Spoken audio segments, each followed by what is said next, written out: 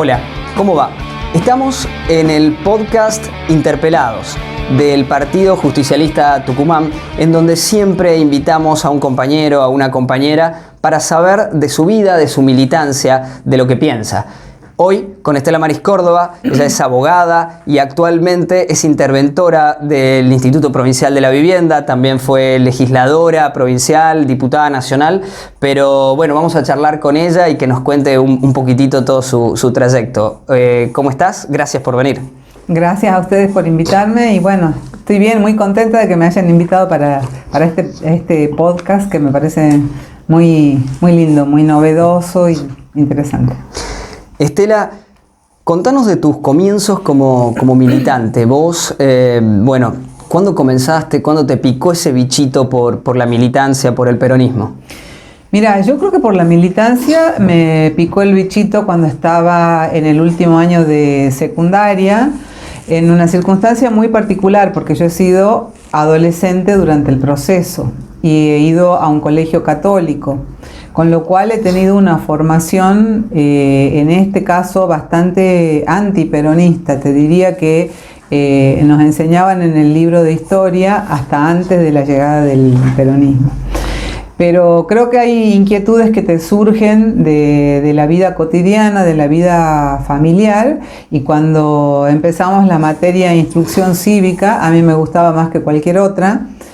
Y cuando salí de la universidad me inscribí en la Facultad de Abogacía, justo coincidía que empezábamos a luchar para que venga la democracia. Estábamos todavía en dictadura. Entonces, en mi primer año de universidad, empecé en la militancia política, no en el Partido Justicialista, empecé en la Juventud Intransigente, porque yo admiraba mucho la figura de Oscar Allende, y como te decía hasta ese momento, no tenía idea de lo que había pasado realmente en la historia argentina con el peronismo. A partir de empezar a militar, porque era una efervescencia de militar en cualquier partido político, porque después de tantos años de dictadura era casi como una moda la militancia. Entonces, muchos jóvenes militábamos. Empecé en el Partido Intransigente y cuando me empecé a vincular con la juventud de todos los diferentes partidos, empecé a leer la doctrina de Perón, empecé a leer los libros de Eva Perón y decidí afiliarme al peronismo. Y así empezó mi militancia política. Bien, y de ahí, ¿cómo fue llegar a la intendencia de Las Talitas? Por supuesto que hay un camino que has recorrido, pero primero como interventora, y después como intendenta. La primera intendenta electa de Las Talitas y la primera mujer intendenta. La verdad que yo pienso que en la vida hay cuestiones que son como de mérito y de oportunidad. A veces se presenta una oportunidad y vos decidís si la tomás o la dejás pasar. Yo era asesora en el bloque de diputados en ese momento. No me acuerdo si ya era una sola la legislatura, me parece que no. No, había dos. Había diputados y senadores. Yo era asesora del bloque de diputados y se había creado el municipio de Las Talitas, la ley de creación del municipio estaba suspendida, y en la época en la que Ramón Ortega era presidente, se hace un acuerdo entre el gobernador y algunos legisladores de la sección oeste para que se ponga en acción, digamos, la ley de municipalización, y había que designar una intervención para transformar la comuna en municipio. Entonces, en ese momento me convocan dos de los legisladores, me envían en una terna. En realidad es todo muy anecdótico porque no era yo la persona que estaba pensado que sea la interventora, sino otras dos compañeras que eran referentes territoriales de cada uno de esos legisladores. Pero como Ramón Ortega era un gobernador un poco especial porque no venía de la política, enviaron una terna en la que yo supuestamente iba de relleno y él decidió designarme a mí. con el acuerdo de los legisladores, por supuesto. Y ¿Te sorprendió?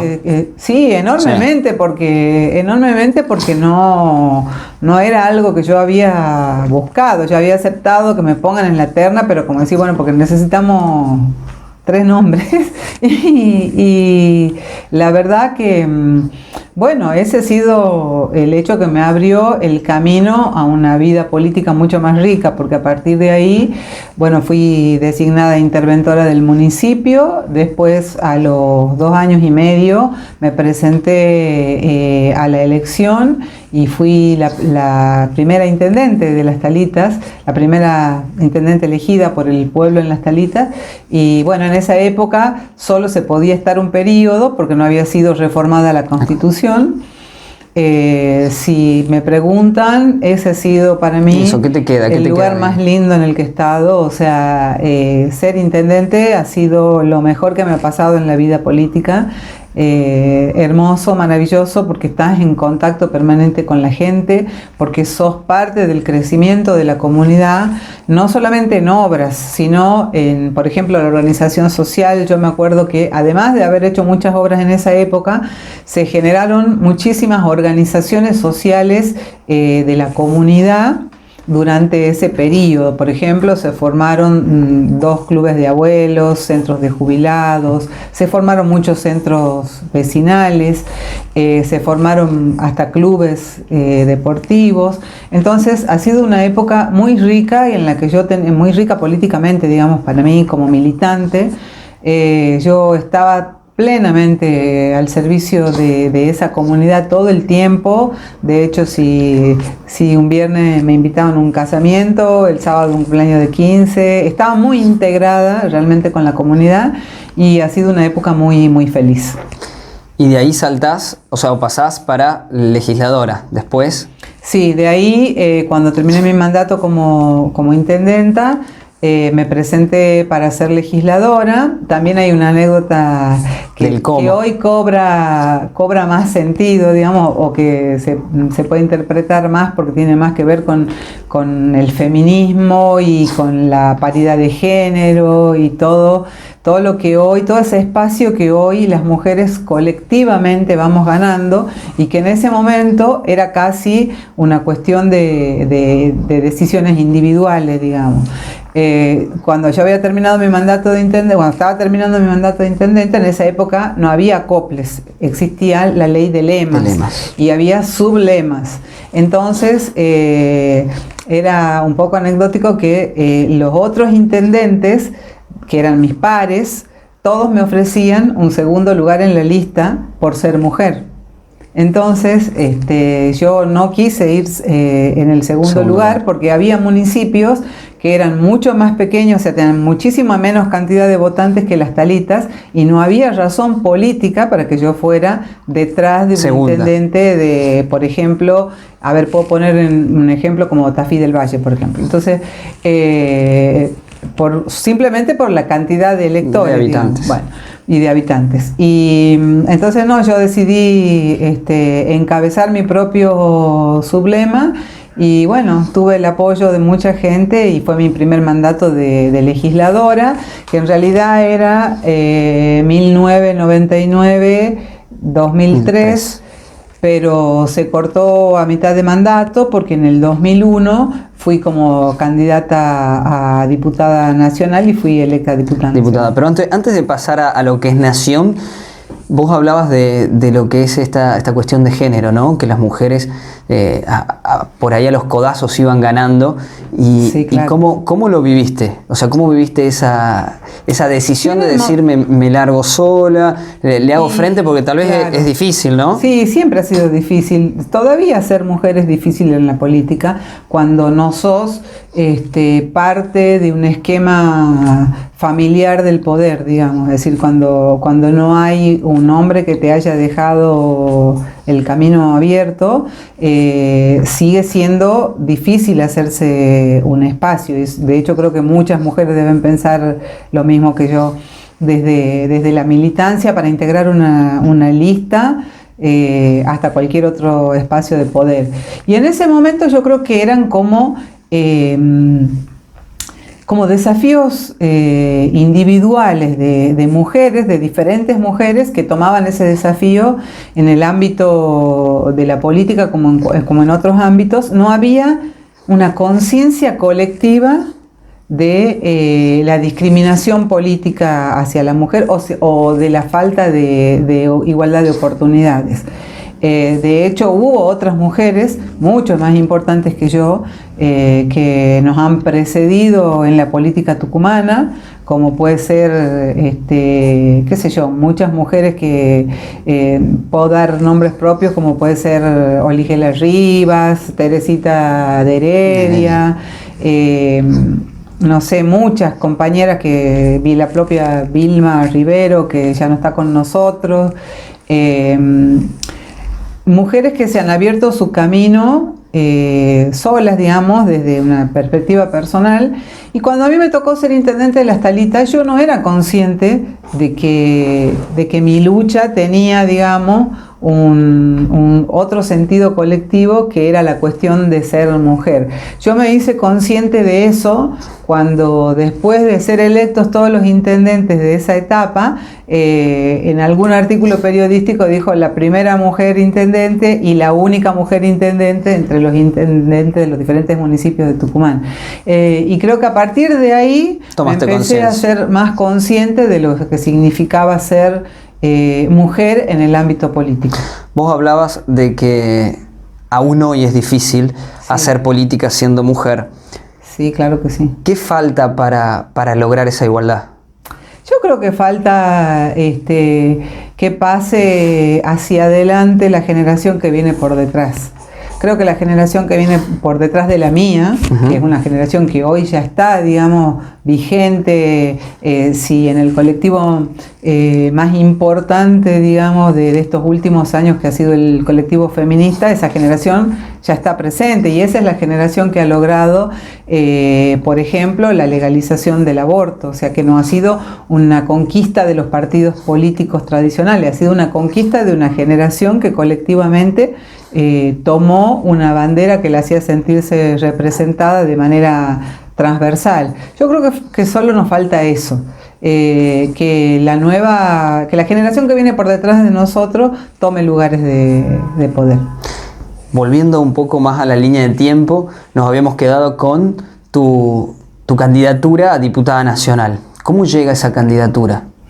Y esa candidatura también llega de una forma inesperada. Era legisladora y bueno, yo siempre he sido un poco, y todavía lo sigo siendo felizmente, un poco rebelde. Y en esa época nosotros, con dos compañeros, que hoy uno de ellos no está con nosotros y hay otro que ya está más bien como retirado de la parte pública, éramos cuatro compañeros que armamos un bloque disidente dentro del bloque oficialista, que en ese momento era Julio Miranda el gobernador. Y los cuatro compañeros eran Julio Díaz Lozano, Germán Alfaro y Jerónimo Vargas Ignacio. Y bueno, nosotros habíamos armado un bloque que bien tenía diferencias con el bloque oficialista, pero tampoco acompañaban. Sí, acompañábamos en las grandes decisiones, planteábamos. Creo que la diferencia había surgido por cómo se distribuían los fondos entre los diferentes municipios, una cosa así, pero no era una diferencia política tan grande. O sea, en general todos nos sentíamos parte del partido justicialista y éramos distintas expresiones, pero jamás hubiéramos llegado a lo que se ha llegado en este momento. Año 2000. Año 1999, 2000. Sí, 2000, ponele. Y bueno, en ese momento, cuando se decidió quiénes podían ser los candidatos a diputados, me convocó el gobernador y me dijo que a él le gustaría que yo encabezara la lista de diputados nacionales, y así fue. Y acepté, y siempre pienso igual, que cuando la conducción del partido te asigna un rol, salvo casos muy extraordinarios, hay que aceptar, porque como decía el general, uno no puede estar donde quiere estar, sino donde es necesario. Y bueno, en ese momento si él había determinado que era necesario eso, yo lo acepté con toda alegría y bueno, y después fui diputada nacional. Y esa época, 2001 ya, un poquito más acá en el tiempo, en esa línea cronológica, fue muy tumultuoso, difícil. Sí. ¿Cómo lo viviste? Y ahora lo vivo lo viví con mucha pasión, lo viví dando en ese momento, poniendo la vida en el proyecto. ¿En qué sentido? Cuando yo llegué a la Cámara de Diputados, ingresamos el 5 de diciembre del 2001, estábamos en plena crisis, empezaba la crisis del 2001, me tocó los 10 días de los 5 presidentes, porque fue en ese diciembre que renunció de la Rúa. Fue en ese diciembre que hubo toda esa explosión en la Argentina, donde parecía que el país se desintegraba, donde realmente el Congreso sostuvo la democracia con sus autoridades y con su integración. Me refiero fundamentalmente al peronismo, pero también a todos los partidos políticos, fundamentalmente el peronismo y el radicalismo, pero creo que, no sé si la historia le va a reconocer al peronismo el rol de gobernabilidad y estabilidad, de sostener la democracia durante esa etapa, porque la obligación de gobernar era del radicalismo, que ya tenía un vicepresidente que había abandonado el cargo, que era Chacho Álvarez, ustedes se acuerdan que renunció con toda aquella crisis de la Banelco y de los supuestos sobornos en el Senado, y tenía un presidente débil, que no supo reaccionar y que se fue huyó prácticamente en el helicóptero de la Casa de Gobierno. Entonces, en realidad, nosotros nos hicimos cargo de sostener la gobernabilidad y la democracia en la Argentina.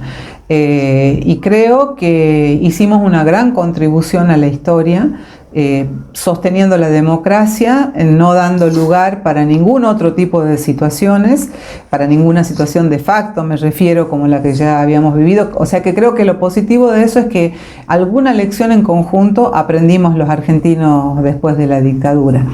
Y fueron momentos difíciles, fundantes también, porque todos creo que éramos conscientes de que veníamos de la dictadura, el fracaso del alfonsinismo, el no peronismo de Carlos Menem, del cual nos teníamos que hacer cargo, y de todas sus políticas neoliberales que hicieron eclosión durante el desgobierno de la Rúa. Entonces fue un momento fundacional, porque todos éramos, creo que la mayoría de los dirigentes del peronismo de todos los niveles éramos conscientes de que hacía falta cambiar el rumbo de la política de Estado, fundamentalmente de la política económica, pero de toda la política de Estado, para orientarnos hacia otro modelo de país.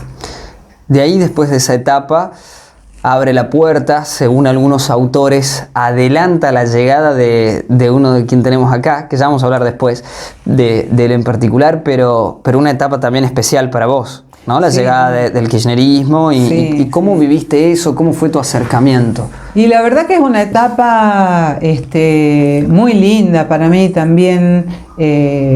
A ver, yo siempre digo que la etapa de Intendente de Las Calitas fue la más linda, pero cuando pienso en ese momento también pienso que esta fue una etapa hermosa. Hermosa por muchos motivos que han confluido en mi vida en ese momento. Yo ingresé el 5 de diciembre del 2001 a la Cámara de Diputados, y a fines de enero me enteré que estaba embarazada. Entonces confluyó, yo ya estaba en contacto con Néstor Kirchner y con Cristina Fernández de Kirchner en ese momento. Yo la había invitado a ella en el año 98 a dar una charla sobre los hielos continentales en la Facultad de Derecho. Así que ya estaba en contacto con el pre-kirchnerismo, digamos. Entonces confluyó todo eso, el empezar un proyecto político para impulsarlo a Néstor Kirchner, que originalmente los militantes de la corriente teníamos previsto junto con Néstor Kirchner que él iba a ser un referente que íbamos a generar en el 2003 para que se postule a la presidencia en el 2007. Después los tiempos se aceleraron, la decisión de Eduardo Duhalde de apoyarlo, ya cuando Eduardo Duhalde era presidente de la Nación, puso, digamos, el fiel de la balanza mucho más a favor de Néstor, y bueno, y fue presidente en el 2003. Y además eso está, digamos, concurre con mi maternidad, con el hecho de tener a mi hija amamantándola en las bambalinas del Congreso, con, bueno, muchas circunstancias muy, digamos, caras para mi vida, ¿no? Muchas circunstancias importantes. Paula, que es mi hija, que hoy tiene casi 19 años, quizá de aquella época la debo tener en muchas fotos que la llevaban otros dirigentes sociales acá en los hombros en alguna marcha. Qué interesante, mira, te robo una palabra porque dijiste cara. O sea, a veces sale caro para un dirigente que deja muchas cosas por la política, y siendo realista también las mujeres, y más en esa época tal vez era más caro, ¿no? Dejabas más, dejaste mucho por la política. Dejé mucho. Dejé yo en el proyecto político al que nos convocaron Néstor y Cristina. Dejé mi vida, durante 12 años dejé mi vida, porque mi vida estaba al servicio de ese proyecto político, porque además durante esa etapa siempre me han tocado responsabilidades importantes y que generaban, digamos, una responsabilidad extra a la de ser diputado. Durante los primeros años he sido presidenta de la Comisión Bicameral de Control de los Organismos de Inteligencia, que es una comisión conformada por diputados y senadores, y que es una de las más importantes del Congreso. Esa fue otra responsabilidad que cuando me tocó, yo antes de ser presidenta de la comisión nunca me imaginaba que era una comisión tan importante. Y después, en los últimos años de diputada, fui la representante de la Cámara del bloque de diputados justicialistas de la Nación en el Consejo Asesor de la Magistratura. Así que siempre he tenido responsabilidades extras de peso, y eso implicaba también estar más tiempo en Buenos Aires y estar menos tiempo en la provincia, lo cual para mí ha generado dos cosas. Un esfuerzo extra también importante de mi familia por mis ausencias, y también un sacrificio o una cesión, digamos, de protagonismo de la militancia que me acompañaba. Es decir, perdimos espacio político en la provincia porque tenía una gran responsabilidad para cumplir en la Nación. Igual no me arrepiento para nada, porque como lo digo siempre, cada voto que yo he ido a otorgar cuando aprobábamos una ley, durante toda esa etapa, siempre ha sido en favor de las grandes mayorías populares. Así que para mí es una etapa riquísima de mi vida. Y te traigo ya un poquito más aquí a coyuntura. ¿Cómo ves este gobierno nacional? ¿Cómo crees que están siendo? Toca hacer años de venir del macrismo y toca una pandemia, entonces a veces es difícil poder... Y es un gobierno nacional muy valiente, muy sacrificado, muy expuesto y muy firme. Digo, ¿por qué muy valiente? Porque, y bueno, vos, como muchas veces lo dice el presidente, yo había soñado con determinado programa para este país porque era consciente de cómo lo había dejado Macri en la destrucción económica, social, los índices de pobreza. Recordemos también un poquito de cómo encontró Macri el país y cómo lo dejó. Si uno piensa hoy, ya casi que nos hemos acostumbrado como con anestesia a lo que ha sido el aumento de las tarifas. Pero recordemos la diferencia entre las tarifas que pagaba una persona durante el último gobierno de Cristina Kirchner y las que empezó a pagar durante la etapa de Macri. Entonces, un modelo de Macri que apostó absolutamente a lo contrario, es decir, el modelo de Néstor y Cristina apostó siempre al trabajo y a la producción, el de él a la especulación financiera, a la fuga de divisas, a lo más parecido a lo que fue el programa económico de la dictadura militar, al endeudamiento de los argentinos por generaciones.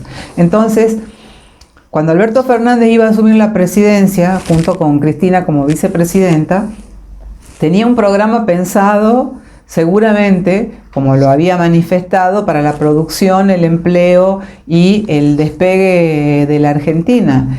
Y en ese momento llegó la pandemia. Y la pandemia obligó a poner la prioridad de los presupuestos en el cuidado de la salud. Pero también, además de haber hecho una enorme inversión en salud pública para que a ningún argentino le falte una cama, un remedio y hoy felizmente una vacuna, también el Estado ha tenido que estar presente, muy presente, al lado de los sectores productivos que han ido perdiendo capacidad por efecto de la pandemia. Es decir, por la crisis económica a la crisis económica que había dejado Macri se le sumó los efectos de la pandemia, de muchos sectores económicos que han dejado, o productivos que han dejado de trabajar, que han tenido que cerrar sus puertas temporalmente, y siempre el gobierno ha estado presente, siempre ha estado presente con un subsidio, con un acompañamiento, con una exención impositiva. Entonces, creo que por eso es un gobierno muy valiente y muy sacrificado, y también muy expuesto.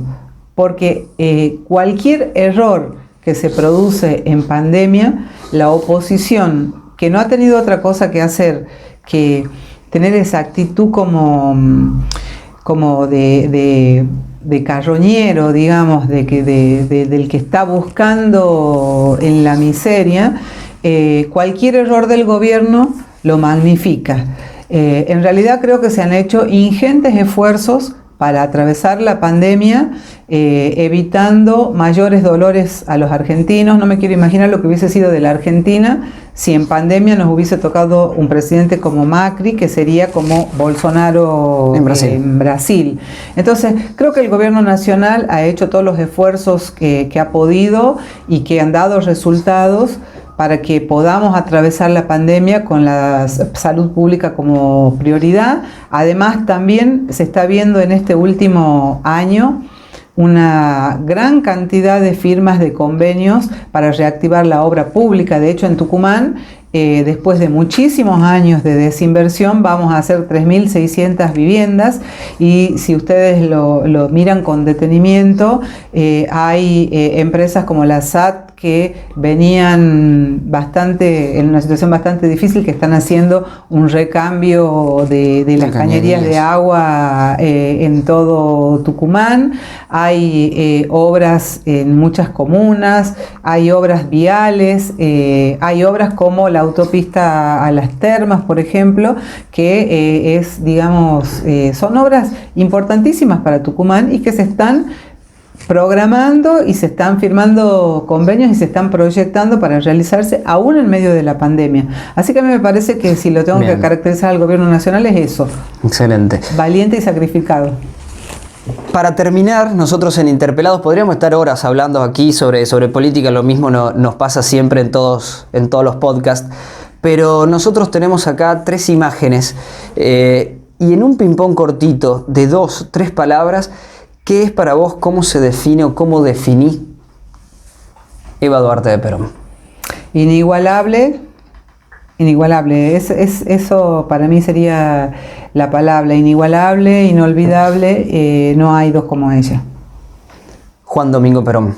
Juan Domingo Perón me parece que es un visionario, un hombre político, muy difícil de encontrar otro que haga un paralelo con él, que tenía una visión que iba no más allá de un quinquenio, más allá de una generación. Así que me parece un gran visionario y un estadista. Y por último, Néstor Kirchner. Néstor Kirchner me parece primero un gran militante, un estadista, un gran estadista, y un hombre con una convicción política que no hacía concesiones acerca de lo que quería como objetivo para el conjunto. Yo me acuerdo mucho de Néstor Kirchner porque ha sido una persona muy cercana y él cumplió, si ustedes leen el discurso de él de apertura de sesiones cuando asumió la presidencia, cumplió con cada uno de los puntos que había comprometido y esa coherencia política es envidiable. Gracias por venir, Estela. Gracias a ustedes. Esto fue Interpelados, el podcast del Partido Justicialista Tucumán, de idea y producción de todo el equipo de prensa y comunicación del partido. Gracias.